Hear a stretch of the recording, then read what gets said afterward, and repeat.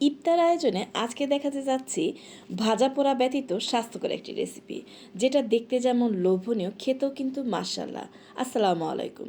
ব্যতিক্রম একটি ইফতার আইটেম নিয়ে সবার সামনে হাজির হয়েছি। ঘরে বসেই যদি সুস্বাদু স্বাস্থ্যকর একটি ইফতার রেসিপি করা যায়, বাইরে থেকে কিনে আনার কোনো প্যারা থাকে না।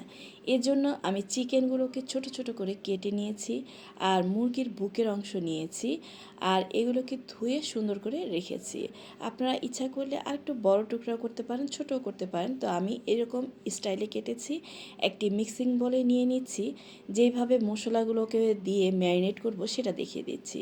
প্রথমে টক দই দিয়ে দিচ্ছি প্রায় 2 চামচের মতো, তারপরে লবণ দিয়ে দিচ্ছি স্বাদ মতো, আদা রসুন বাটা 1 চামচ করে দিয়ে দিচ্ছি, মরিচের ফাঁকি 2 চামচ, ধনের গুঁড়া 1 চামচ, জিরার গুঁড়া 1 চামচ দিয়ে ভালো করে মাখিয়ে নিচ্ছি।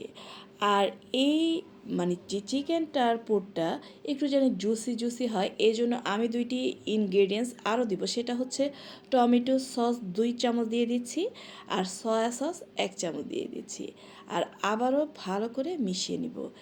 এই যে চিকেন ম্যারিনেটটা আপনি যদি কিছুক্ষণ মিক্সিং করে রেখে দেন, এটার স্বাদ কিন্তু বেড়ে যায়, আর প্রত্যেকটা সাইডে চিকেনের মধ্যে মশলাগুলো প্রপার ওয়েতে ঢুকে যায়। তো আমি ভালো করে মিক্সড করে এক সাইডে রেখে দিচ্ছি। তারপর চুলায় একটি ফ্রাই প্যান বসিয়েছি। এখানে তেল দিতে পারেন অথবা বাটার দিতে পারেন। তো আমি নর্মাল যে রেগুলার তেল সেটা দিয়ে দিয়েছি, আর চিকেনগুলোকে দিয়ে দিয়েছি। ভালো করে মিশিয়ে নিচ্ছি তেলের সাথে, প্রত্যেকটা সাইড যেন গরম হয়ে যায়। ভালো করে যখন গরম হয়ে যাবে, ওই যে বাটিটা যেটাতে চিকেন ম্যারিনেট করেছি সেটা ধুয়ে পানি দিয়ে দিচ্ছি। এখন আবারও ভালো করে মিক্সড করে আমি ঢাকনা দিয়ে কিছুক্ষণ রেখে দিব, যেই পর্যন্ত পানিটা টেনে না আসে। যখন পানিটা এভাবে টেনে আসবে, তারপর আমাদের দ্বিতীয় পর্যায়ে যাওয়ার পালা। এবার ফ্রাই প্যান বসিয়ে একটু বাটার দিয়ে দিচ্ছি, আর বাটারটা যেন পুড়ে না যায় এজন্য একটু সয়াবিন তেল দিয়ে দিচ্ছি, দিয়ে ভালো করে মিক্সড করে নিচ্ছি। আর প্রথমে যেই সবজিটি দিব সেটি হচ্ছে গাজর।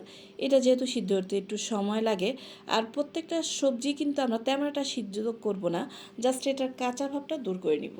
আর এভাবে চিকেনটা যদি আপনি প্রসেস করে রাখেন, তাহলে কি হয়, আর আপনার যে কোনো নাস্তার আইটেমে বানান সেটা বানিয়ে নিতে পারবেন। যেমন ধরুন পিৎজা। এখন একটু লবণ দিয়ে দিয়েছি সামান্য পরিমাণে, আর কাঁচামরিচ কুচি দিয়ে ভালো করে মিশিয়ে নিচ্ছি, ক্যাপসিকাম কুচি দিচ্ছি, আর ভালো করে নেড়েচেড়ে মিশিয়ে নিচ্ছি। আর লবণটা পরিমাণে কম দিয়েছি, কারণ আমাদের চিকেনের সাথে প্রত্যেকটা জিনিস অ্যাড করা আছে। এখন পেঁয়াজগুলোকে কুচি করে দিয়ে দিয়েছি, আর ভালো করে মিক্সড করে নেড়েচেড়ে নিচ্ছি। ইচ্ছা করলে আপনারা পরে কাঁচা পেঁয়াজ রিং আকারেও ইউজ করতে পারেন। একটু চিলি ফ্লেক্স দিয়ে দিচ্ছি, আর গোলমরিচের গুঁড়া দিয়ে দিয়েছি 1/2 চামচ করে। তারপর আবারও মিশিয়ে নিয়েছি। তো এবার আমাদের যেহেতু মশলাগুলো দেওয়ার পালা শেষ, চিকেনটাকে দিয়ে দিচ্ছি, আর চিকেনটা দিয়ে ভালো করে মিক্সড করে নিচ্ছি। রমজানে যেহেতু আমরা বাসায় বিভিন্ন ধরনের স্ন্যাক্স আইটেম তৈরি করি, চিকেনটাকে প্রথমে যেই স্টাইলে সিদ্ধ করেছি সেভাবে করে রাখতে পারেন, এভাবেও করে রাখতে পারেন। একটা বক্সিং করে রাখলে আপনার নাস্তার আইটেমটা যে কোনো সময় বানিয়ে নিতে পারবেন। স্বাদের ব্যালেন্সের জন্য একটু চিনি দিচ্ছি, আর সর্বশেষ ধনিয়া পাতা দিয়ে নেড়ে চেড়ে আমার রান্না করার পালা শেষ। তো প্রত্যেকটি ইনগ্রেডিয়েন্টস আমি যেভাবে স্টেপ বাই স্টেপ দিয়েছি, এইভাবে দিলে কিন্তু আসলে এই চিকেনের যে ফিলিংসটা খুবই মজাদার হয়। তো এদিক দিয়ে আমি আরেকটি পাতিল বসিয়ে সেটাতে গরম পানি দিয়ে দিয়েছি 2 কাপের মতো, আর লবণ দিয়ে দিয়েছি, চিনি দিয়ে দিয়েছি, আর একটু তেল দিয়ে দিয়েছি। যেহেতু আমি ময়দাটা এমনভাবে ময়ান করব যাতে নরম তুলোর মতো হয়, কিন্তু আমার যে রেসিপিটি আজকে করব সেটা বাইন্ডিং করতেও সুন্দর হয়। তো আটাটা দিয়ে একটু আগুন কমিয়ে দিব। যখন এভাবে প্রত্যেকটা দিক দিয়ে বলক চলে আসে, তারপর আস্তে আস্তে করে এভাবে সিদ্ধ করে নিব। তো এটা সবাই জানেন, কিন্তু আমাদের আজকের উদ্দেশ্য হলো আটাটা একদম সুন্দর করে নরম তুলতুলে ময়ান হবে। তো আমি একটু পানি হাতে লাগিয়ে আস্তে আস্তে করে ময়ান করে নিয়েছি, আর এখন এগুলোকে লেচি কেটে নিয়েছি।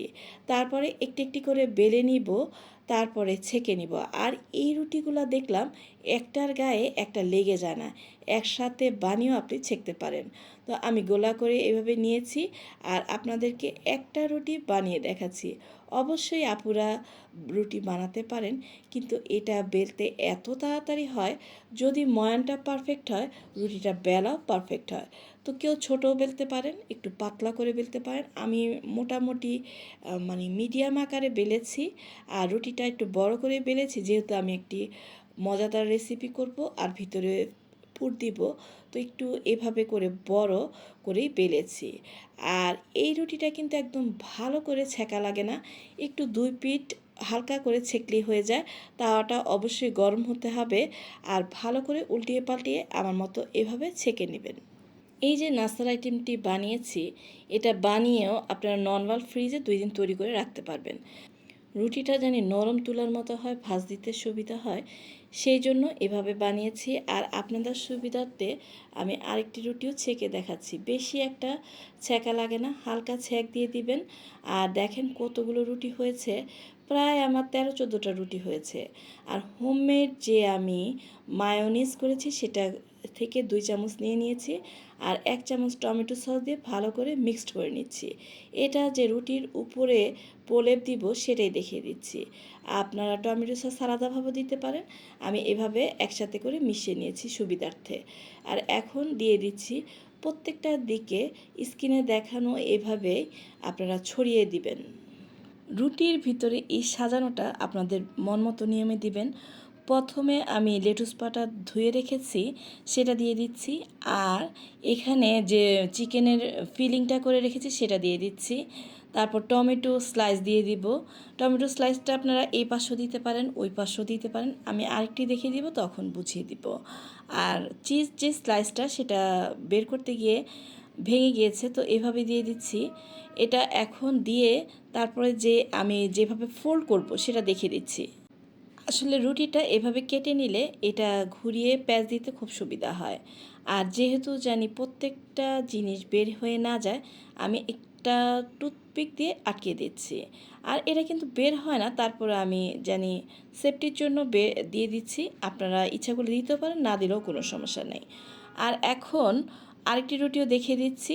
প্রত্যেকটি জিনিস নিজের মন মতো করে সাজিয়ে তারপরে ফোল্ড করে নিয়েছি, আর এখানেও একটি টুথপিক দিয়ে আটকে দিচ্ছি। তো এইভাবে প্রত্যেকটি রুটি আমি পেঁচিয়ে বানিয়ে নিব।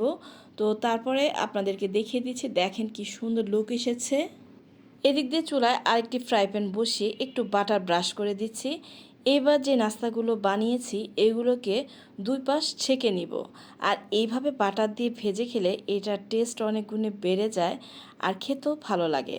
তো রমজান মাসে এরকম টেস্টি টেস্টি রান্না দেখার জন্য অবশ্যই আমার চ্যানেলের পাশে থাকবেন, আর সুন্দর ছোট্ট একটি কমেন্ট করে আমাদেরকে বলবেন যে আমাদের নাস্তার রেসিপি বা যে কোনো রেসিপি আমরা যেগুলো ছাড়ি আপনাদের কাছে কেমন লেগেছে, আপনাদের কোনো উপকারে এসেছে কি না।